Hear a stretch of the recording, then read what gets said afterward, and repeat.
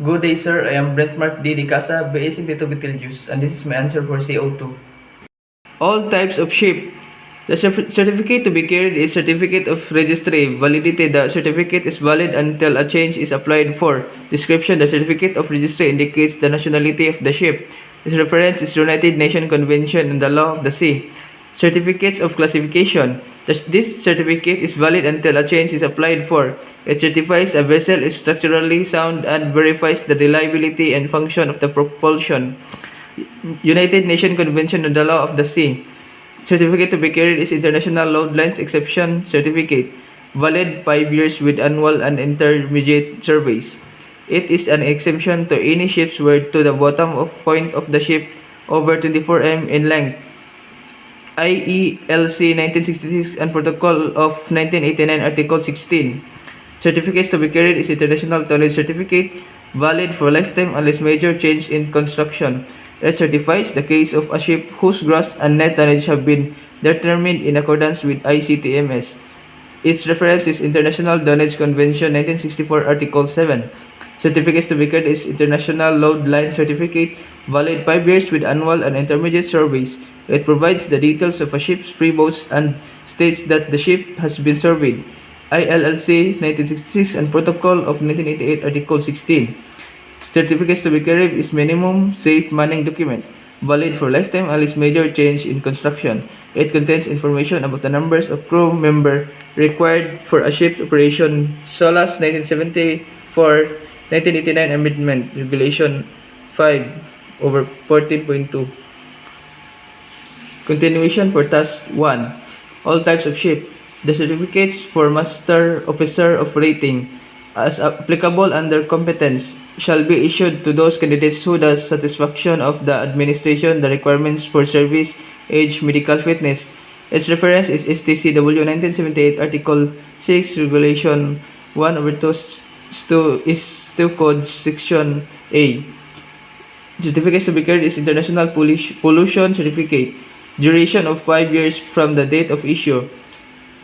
Is issued to each new ship after the appointed surveyor has inspected it and found it to be in compliance with MARPOL Convention. Its reference is MARPOL Annex 1 Regulation 7.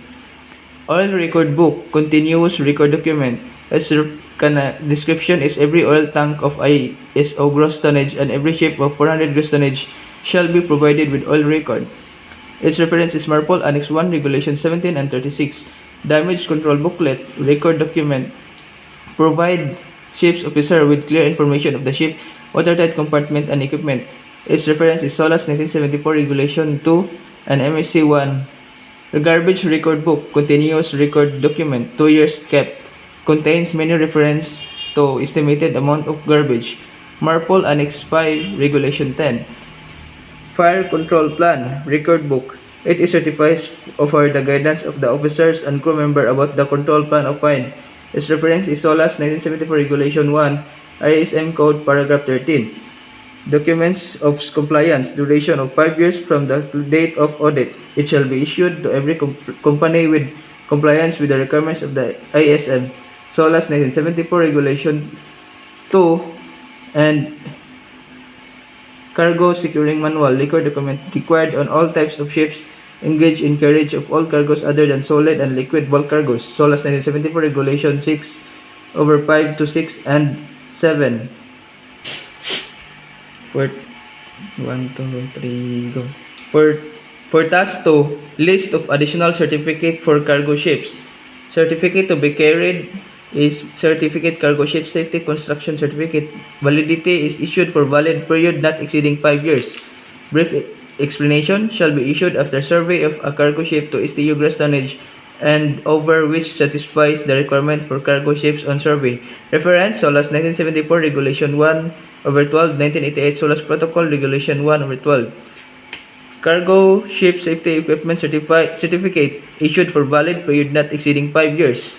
Explanation shall be issued after survey to a cargo ship of 500 gross tonnage and over with which satisfies the requirement for cargo ships.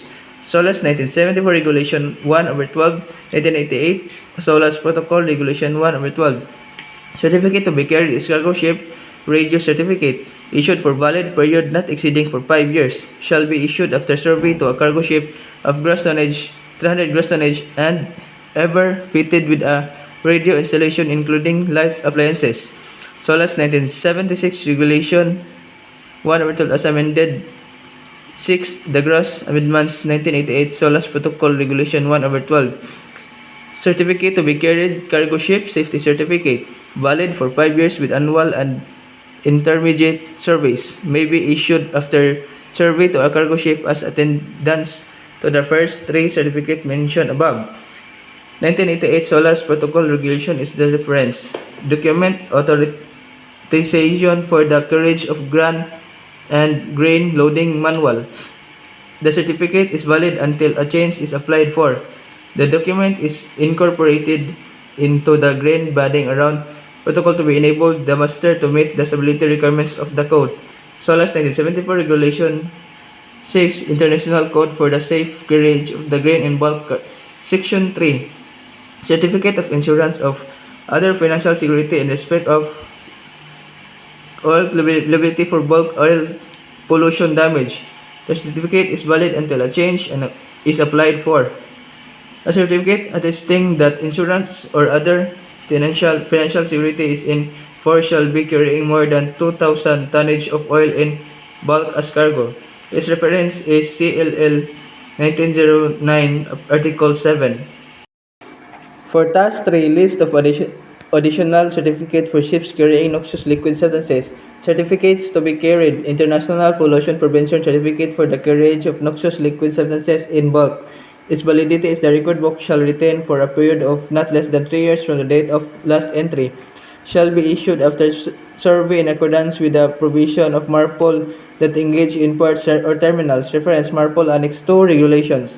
Cargo record book. The record book shall retain for a period of not less than 3 years from date of entry. Shall be provided by a record book for cargo whether a part of ship's official logbook or otherwise. MARPOL Annex 2 Regulation 15.2 Procedure and Arrangements Manual. The manual is valid until a change is applied for.